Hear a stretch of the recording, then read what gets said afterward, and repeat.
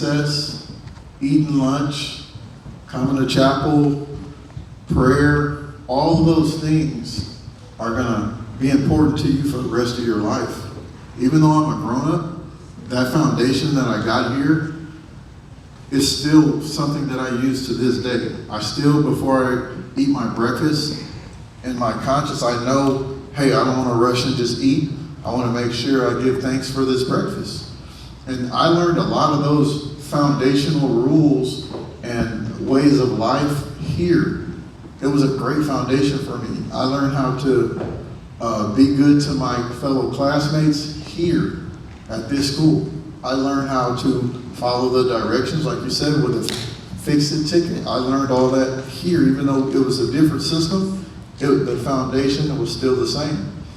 I can remember some of my classmates, even though some of them might not remember me, but I remember some of them, and I might not remember some of them. I do remember them because we had to talk to one another. We had to play with one another. We had to share with one another. And I learned a lot of those traits here, playing an instrument. I ended up having to play an instrument called the clarinet. Raise your hand if you know what a clarinet is. I did not like playing the clarinet. Did y'all know that? I didn't like playing an instrument, but when I was your age, my mom used to always say, "Oh, you're going to thank me later." And your parents, your teachers, can see a lot further than you because they were once where you are. They were here before you. So that's why it's so important that you follow directions. This picture, I got this from my first grade teacher, Miss Martin. I wrote a book called Missing Voids, which is an autobiography that I wrote. And it's just about my life. And this was a very precious picture to me because this young lady is right there to the left. If y'all look way up there at the top, that's Miss Martin. That's Miss Martin. One thing that I like about these pictures, and it just seems like we were all smiling and enjoying our life. Even Miss Martin, we weren't giving Miss Martin too bad of a time at this moment because she's smiling in the picture. So that said, hey, that's speaking some volumes. And so she used recess as a carrot for me. So I said, well, man, I don't know why I used to try to finish fast so I could try to get the ball, be a ball monitor, so I could get a ball so I could play basketball. But I remember always rushing through trying to take my test really fast. And I remember one particular time, I think I rushed through a test and I didn't do so well. And I remember she sat me down and she talked with me. So I didn't get a chance to go to recess because Miss Martin wanted to talk to me. So I was so energized, ready to go to the playground, but she had to talk to me about my test taking skills. She was helping me to understand that if you rush through something, you're not going to be able to do well. If your parents say, hey, I need you to clean your room up, and once you clean your room up, you're going to get a treat. Well, if you raise your hand if you didn't clean your room up good before. Oh, we got some good cleaners in here. Okay. So when you rush through trying to clean up something or do something, whether it's take a test, whether it's an instruction your teacher gives you, you're not going to do too well. So you want to keep and you want to hang on to the values that your teachers teach you. And of course, I wanted to play sports, but they always asked, what do you want to do after that? And I said, I want to be a teacher. And you know, when you're that little, knowing that you want to be a teacher, it kind of threw my parents off. My parents were kind of like, because they didn't understand that I had a great teacher. I had a really great teacher. She actually took time with me. I was very hyper, and I want to say I'm pretty sure I got in timeout. I know I did. But what I liked was she never gave up on me. She never did. You know, even in my errors, even if I struggled in areas, she labored with me. She labored with me to make sure that I could do it. And she always encouraged me that I can overcome stuff that happens to me. If something happens with your siblings, if your sibling does something to you, you don't have to just stay mad and get angry about it. And I like that. I use those principles to this day. I don't stay mad long. If someone does something to me, I might be angry for a little bit, for a short time, and then I let it go. I don't carry that stuff on with me. I don't do that. I don't think that's good. It's not healthy. So just because you get mad at your classmate, or if you get mad at your parents because your parents said that you have to go to bed at a certain time. My parents made me go to bed at 8:30, and I was what? 8:30? What time do you go? Raise your hand if you have to go to bed at 8:30. Okay, hold on. Why is it important that you go to bed early? Who could tell me? Who hasn't? Huh? Says school. Okay, good. But my parents will make me go to sleep at 8:30. Well, those principles and stuff that I learned about waking up early helped me to go to college, because when I went to college, I had to wake up early. I had to go to bed early. Did I like doing it as a grown-up? No. I used to like to stay up and play video games. I used to like, you like video games?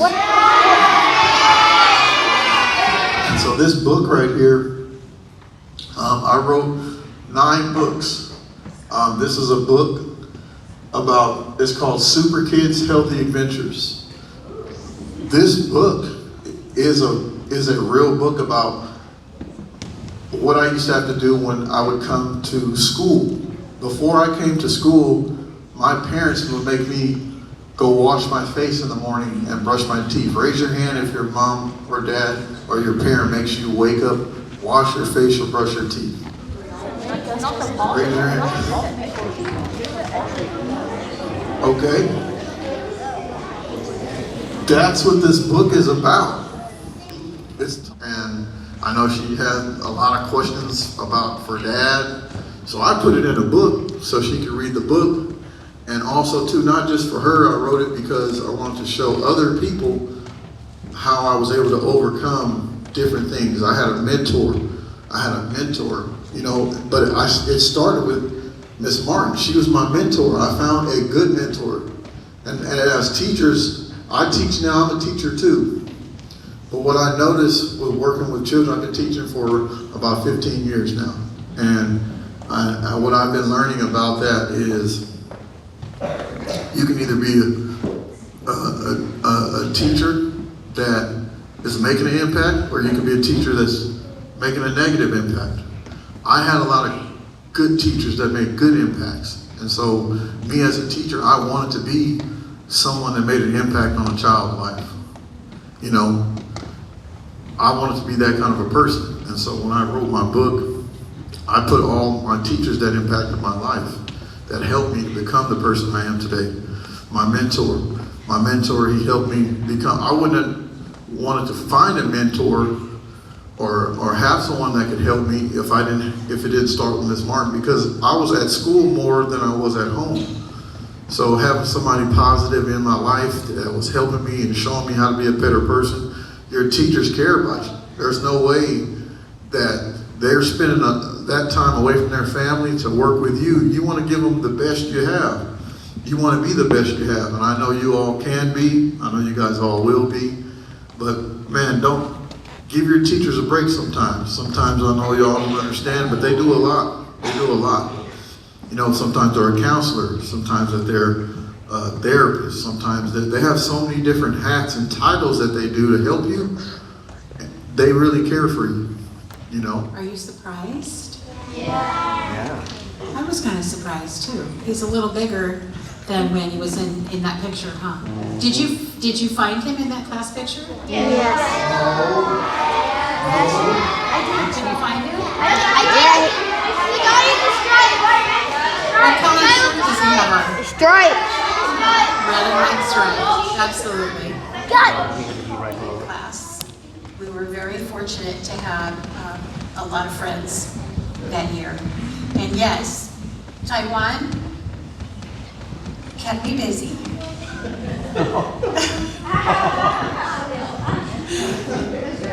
But you know what?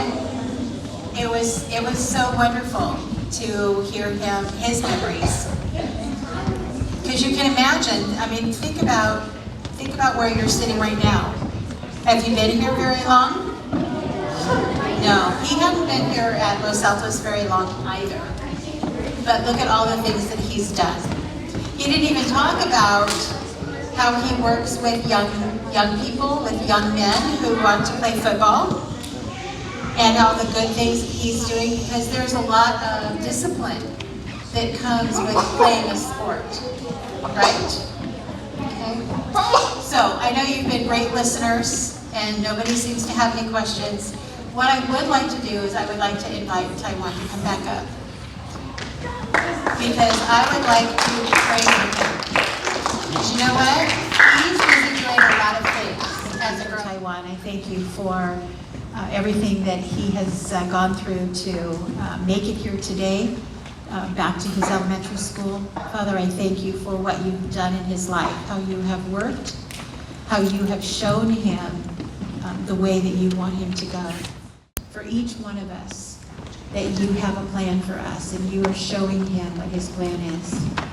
Father, I thank you for how you've worked in each one of our lives, that we're even still here, that these boys and girls get a chance to be at Los Altos, Father, that all these teachers get to be here. And I thank you for this time that you've allowed us to be able to listen and really learn about someone who's been in these seats. Father, I ask that you would help the boys and girls to really think about what you have for them as they continue to grow. We just give you praise in Jesus' name. Amen. Amen.